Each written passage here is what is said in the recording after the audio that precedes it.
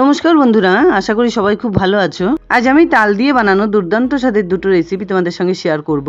তার মধ্যে এই রেসিপিটি হয়তো অনেকেরই খাওয়া হয়নি, আর এটা হচ্ছে তালের ক্ষীর। এই রেসিপিটি সচরাচর সবাই বানিয়ে থাকলেও আগের রেসিপিটি সম্পর্কে কিন্তু অনেকেই জানে না। তাই বাজারে তাল শেষ হয়ে যাবার আগে আমার এই রেসিপি দুটো বানিয়ে খাওয়ার অনুরোধ রইল। চলো তাহলে দেরি না করে দেখে নেওয়া যাক পুরো ভিডিওটা। 5-7 মিনিটের মধ্যেই তালের রস কীভাবে ছাড়িয়ে নেওয়া যায় সেই ভিডিওটা আমি রিসেন্ট কয়েকদিন আগেই তোমাদের সঙ্গে শেয়ার করেছিলাম। সেভাবেই এই বাটিতে একটা বড় সাইজের তালের থেকে সম্পূর্ণ রসটা আমি বের করে নিয়েছি। এবার এর থেকে বেশ কিছুটা পরিমাণ তাল অন্য একটা বাটিতে নিয়ে নিচ্ছি। এবার এর সঙ্গে মিশিয়ে দিলাম 1 কাপ পরিমাণ চিনি, 1 কাপ পরিমাণ চালের গুঁড়ো, সঙ্গে দিয়ে দিচ্ছি 1 কাপ পরিমাণ নারকেল কোড়া।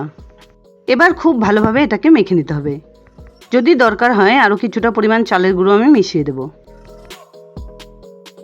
এই পিঠেটা ছোটোবেলায় আমার ঠাম্মা বানিয়ে খাওয়াতেন, আর তাই তোমাদের সঙ্গেও শেয়ার করলাম। কিছুক্ষণ মেখে নেবার পর আরও 1 কাপ পরিমাণ চালের গুঁড়ো এতে মিশিয়ে দিলাম। আরও হাফ কাপ পরিমাণ চালের গুঁড়ো মিশিয়ে দিয়ে খুব ভালোভাবে এটাকে টাইট করে মেখে নিতে হবে। দেখতে পাচ্ছ ঠিক এরকম কনসিস্টেন্সির এই ব্যাটারটাকে বানিয়ে নিতে হবে, যাতে করে কলাপাতায় দেওয়ার পর এটা ঝুলে না পড়ে। এখানে দেখো একটা কলাপাতা থেকে এরকম ছোট ছোট সাইজ করে কয়েকটা টুকরো আমি কেটে নিয়েছি। পাতার এই শক্ত শিরাগুলোকে এভাবে কেটে বাদ দিয়ে দিতে হবে। পাতাগুলো কেটে নেবার আগে আমি পরিষ্কার করে ধুয়ে নিয়েছিলাম। এবার এগুলোকে শুকনো একটা কাপড় দিয়ে মুছে নিচ্ছি। এই ভিডিওতে আমি যে দুটো রেসিপি শেয়ার করছি তার দুটোই কিন্তু তেল ছাড়া, তাই যারা তেল মশলা খেতে পছন্দ করে না তারা কিন্তু অনায়াসে খেতে পারবে। দেখতে পেলে একটা পাতার ঠিক মাঝখানে কিছুটা পরিমাণ তাল দিয়ে এভাবে ভাঁজ করে নিলাম। ঠিক একইভাবে আরেকটা পাতা বিছিয়ে তার একটা সাইডে কিছুটা পরিমাণ তাল দিয়ে এভাবে ছড়িয়ে পাতাটাকে ভাঁজ করে নিচ্ছি। সেই কোন ছোটোবেলায় খেয়েছিলাম, আমার এখনও মুখে লেগে রয়েছে, আর তাই এবার বানিয়ে তোমাদের সঙ্গে শেয়ার না করে পারলাম না। একটু সময় নিয়ে সবকটা তালের পিঠে কিন্তু আমি রেডি করে নিয়েছি। এবার গ্যাস অন করে এরকম একটা মোটা পাতের তাওয়া বসিয়ে তাওয়াটা যাতে খুব ভালোভাবে গরম হয়ে যায় সেটা চেক করে ফ্লেমটাকে মিডিয়ামে রেখে 3টে পাতা দিয়ে দিলাম। একটা সাইড 2-3 মিনিট ভেজে উল্টে দিচ্ছি। অপর সাইডটা আবারও 3-4 মিনিট ভেজে এভাবে চেপে চেপে উল্টো সাইডটাও ভেজে নিচ্ছি। মোট কথা পিঠেটা ভাজা হবে আর পাতাগুলো পুড়তে থাকবে। কলা পাতাগুলো চিটপিট করে পুড়ে এরকম ব্রাউন কালার হলে এগুলোকে নামিয়ে নিচ্ছি। ঠিক একইভাবে আরও 3টে পিঠেও ভেজে নিচ্ছি। এর আগেও আমার চ্যানেলে আমি বিভিন্ন ধরনের ভেজ, ননভেজ বা অ্যাট্রাকটিভ অনেক ধরনের রেসিপি শেয়ার করেছিলাম। তার মধ্যেও তালের বিভিন্ন রকম রেসিপি ছিল, যেমন তালের বড়া, তালের ক্ষীর, তালের মালপোয়া, তালের পায়েস, তাছাড়াও বিভিন্ন ধরনের কেক, পিৎজা, স্ন্যাক্স, বিভিন্ন ধরনের শরবত, মিষ্টি, পায়েস বা বিভিন্ন ধরনের পিঠের রেসিপিও ছিল। তার মধ্যে কোন রেসিপিগুলো সবথেকে বেশি ভালো লেগেছে প্লিজ আমায় কমেন্টসে জানাতে ভুলো না। এখানে দেখো মোটামুটি 15 থেকে 20 মিনিট সময় নিয়ে সবকটা পিঠে কিন্তু আমার ভেজে নেওয়া হয়ে গেছে।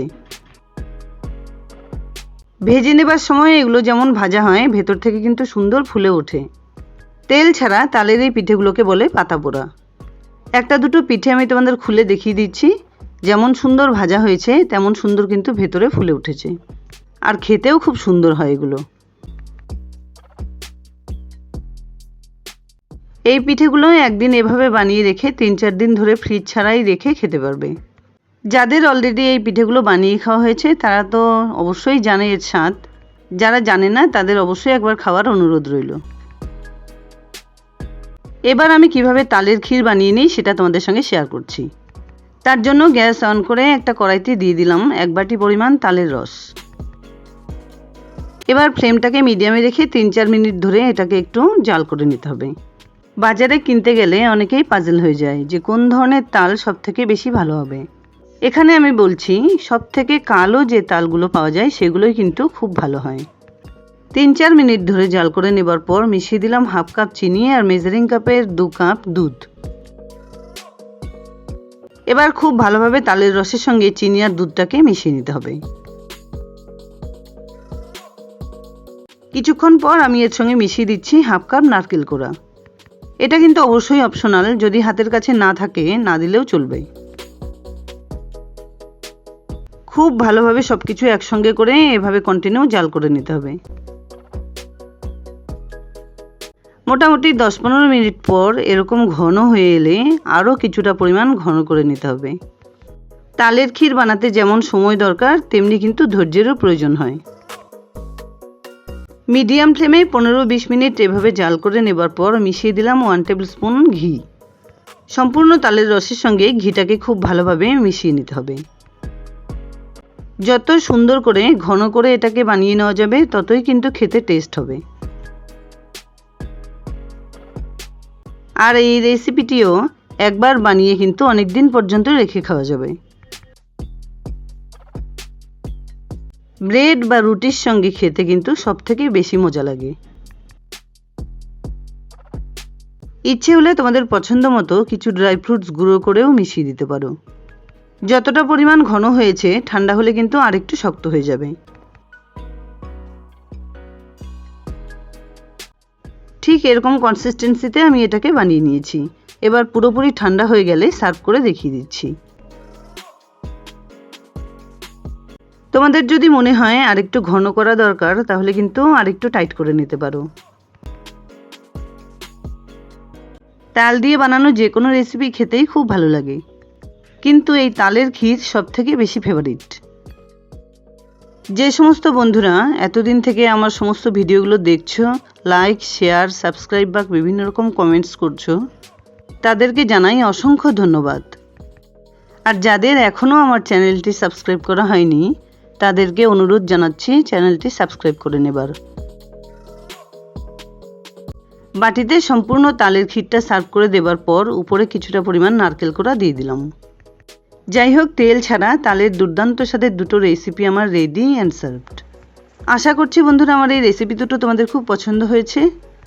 যদি এতটুকুও ভালো লেগে থাকে তাহলে প্লিজ ভিডিওটাকে একটা লাইক করো, শেয়ার করো ফ্যামিলি ফ্রেন্ডসদের সঙ্গে।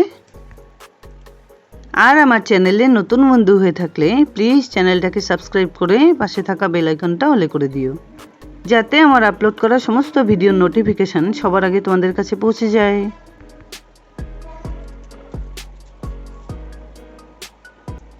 দেখা হচ্ছে নতুন কোনো রেসিপি নিয়ে। ভালো থেকো, ধন্যবাদ।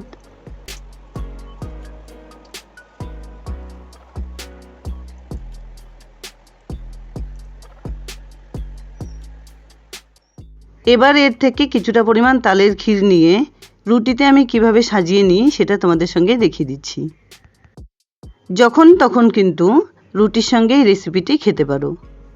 আর যে একবার খেয়েছে সেই জানে এর স্বাদ।